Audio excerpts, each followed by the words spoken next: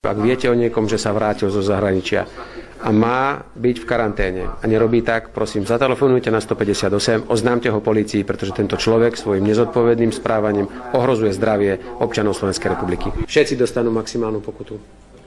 A nebudeme na nikoho prihliadať, že niekomu dáme 100 eur, 50 eur a niekomu 1600. U všetkých bude rozhodnuté o uvalení pokuty v najvyššej možnej miere. Od zajtra sa začne pokutovanie.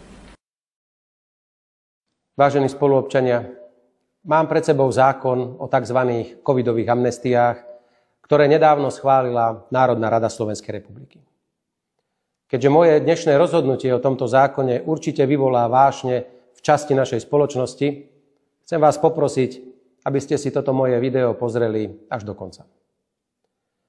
Na základe tohto zákona majú byť odškodnení všetci, ktorí počas pandémie covidu dostali od štátu akúkoľvek pokutu za porušenie akýchkoľvek pandemických opatrení.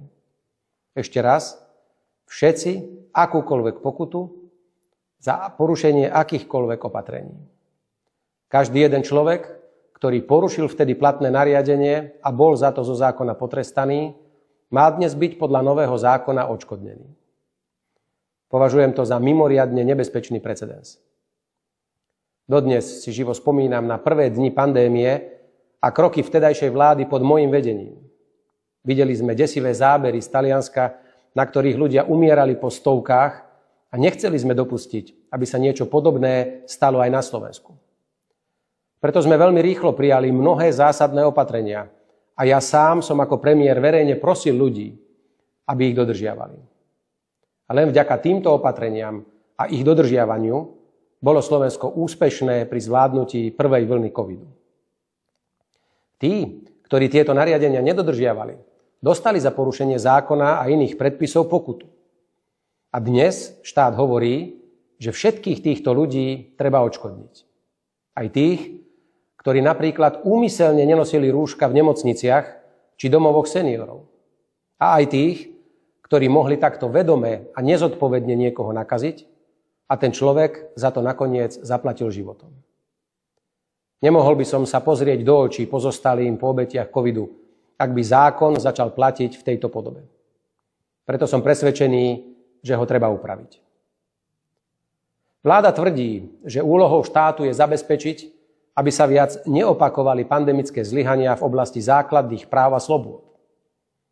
Náš ústavný súd však potvrdil protiústavnosť pandemických opatrení iba v prípade nedobrovoľného zatvárania ľudí do karanténnych zariadení.